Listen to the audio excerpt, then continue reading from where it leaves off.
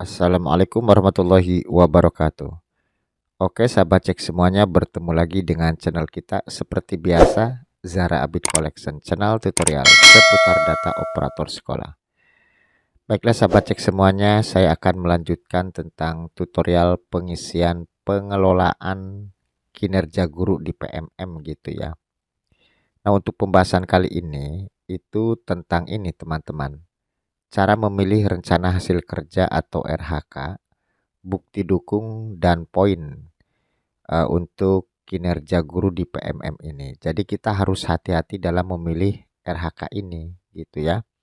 Karena apa? Karena nanti jika kita sudah mengajukan ke atasan atau ke kepala sekolah, itu kita sudah tidak bisa merubahnya ya, atau tidak bisa menggantinya atau tidak bisa menghapusnya.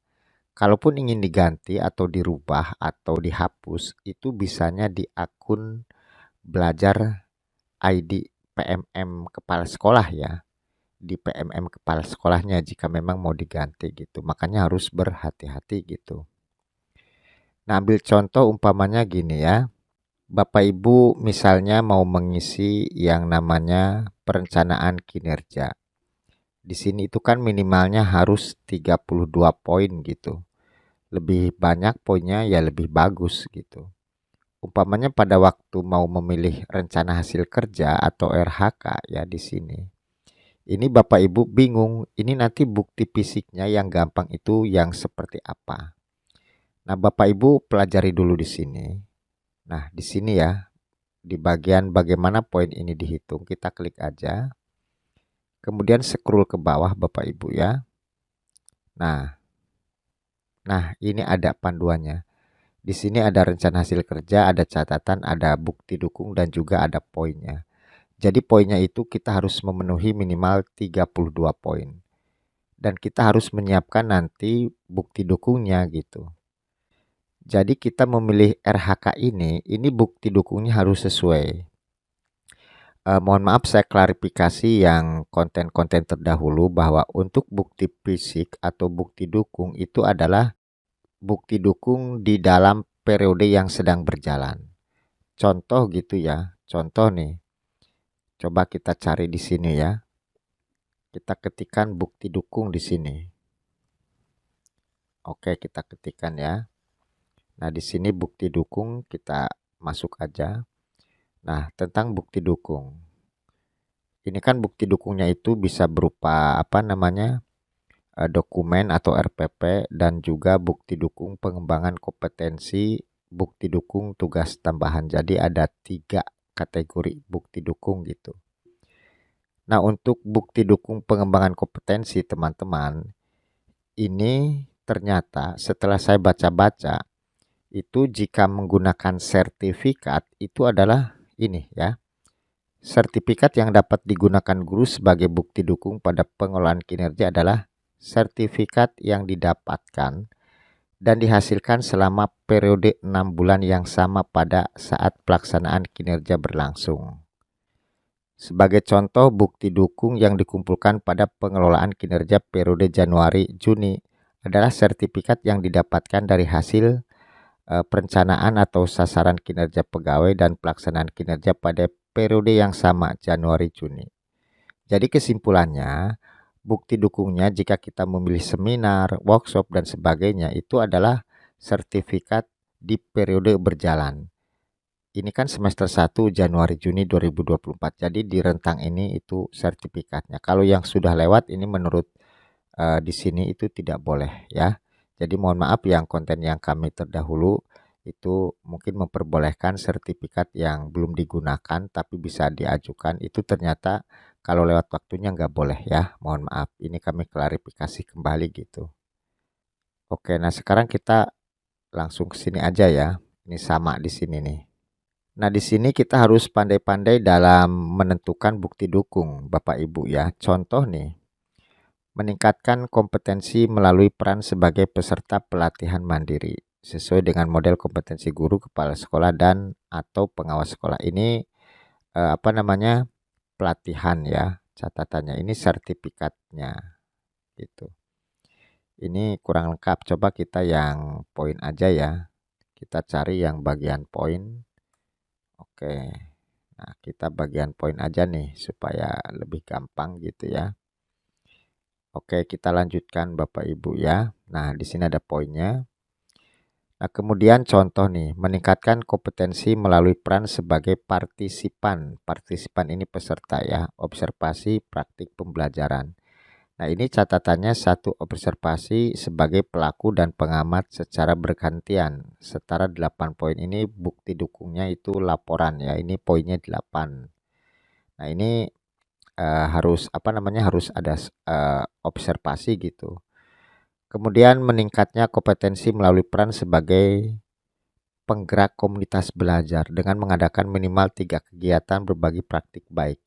Ini 3 kegiatan ya, berbagi praktik baik. Ini bentuknya, bukti dukungnya itu sertifikat, poinnya 36. Nah, kemudian ini meningkatnya kompetensi melalui peran sebagai narasumber berbagi praktik baik dalam kegiatan yang terkait implementasi kurikulum Merdeka atau perencanaan berbasis data. Ini catatannya itu satu kegiatan, durasinya 2-3 jam. Setara 8 poin ini bukti dukungnya sertifikat gitu. Kemudian meningkatnya kompetensi melalui peran sebagai peserta berbagi praktik baik yang diselenggarakan komunitas belajar. Ini satu kegiatan durasi 2-3 jam sertifikat ya. Sertifikatnya maksudnya. Nah, ini yang menggunakan guru penggerak gitu ya. Ini sertifikat. Ternyata yang piagam sertifikat guru penggerak yang sudah lalu itu di sini mungkin tidak bisa dipakai kembali ya. Karena untuk bukti dukungnya ini adalah di bagian periode yang sedang berjalan gitu. Saya klarifikasi kembali ya. Nah, kemudian meningkatnya kompetensi melalui peran sebagai peserta kegiatan pelatihan atau bimbingan teknis memperoleh sertifikat di bidang pendidikan, kebudayaan, riset, dan teknologi. Ini catatannya satu kegiatan durasinya 2-3 hari ya. Pokoknya di sertifikatnya itu sering ada keterangan harinya. Ini poinnya 8. Nah, kemudian ini. Intinya Bapak Ibu silahkan dipilih RHK di sini yang bukti dukungnya itu, bukti fisiknya itu yang gampang, sertifikatnya itu yang gampang pilihnya. Kalau di sini berbagi praktik baik biasanya itu berupa aksi nyata. Contoh ya, meningkatnya kompetensi melalui peran sebagai penelaah aksi nyata sejawat yang dihasilkan oleh guru dan atau kepala sekolah lain. Ini 10 aksi nyata setara 6 poin. Ini bentuknya laporan. Kalau laporan sih bisa ya, gampang kita menyusun. Tapi ini aksi nyatanya harus 10. Ya, ini agak sulit kayaknya. Sama halnya dengan ini ya, penelaah cerita pendek. Ini 10 cerita pendek. Agak berat ya. Kemudian jika memilih ini, RHK-nya meningkatnya kompetensi melalui peran sebagai penelaah perangkat ajar seperti RPP ya, modul ajar dan sebagainya. Ini paling tidak 10 perangkat ajar ya. Ini laporan gitu. Nah, kemudian ada lagi yang seperti ini, meningkatnya kompetensi melalui peran sebagai penyusun perangkat ajar yang dibagikan kepada guru dan atau kepala sekolah. Ini satu perangkat ajar yang diterbitkan di PMM. Jadi ini harus diupload di di PMM ya, perangkat ajar. Ini yang terbit di PMM ini poinnya 24. Intinya itu ya Bapak Ibu. Jadi silahkan dipilih RHK-nya itu yang bukti fisiknya gampang gitu aja ya. Karena di sini sudah jelas, ini ada catatannya, ada bukti dukungnya apa aja. Jika kita sudah belajar ini, nanti dalam memilih ini itu kita akan lebih mudah ya. Jadi ini minimalnya 32 poin gitu.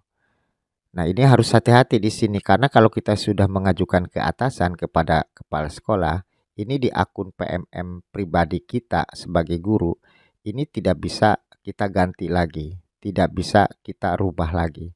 Kalaupun ingin diganti atau dirubah atau dihapus, itu bisa menghubungi kepala sekolahnya. Karena nanti itu munculnya di akun PMM kepala sekolah. Jika ingin diganti, dirubah, dihapus, itu di PMM kepala sekolah ya. Itu pencerahannya. Mudah-mudahan bisa bermanfaat buat Bapak Ibu semuanya. Terima kasih yang sudah like dan subscribe di channel kami. Silahkan jika video ini bermanfaat bisa di-share ke teman-teman yang lain. Terima kasih atas perhatiannya. Selamat bertemu di video kami berikutnya. Wassalamualaikum warahmatullahi wabarakatuh.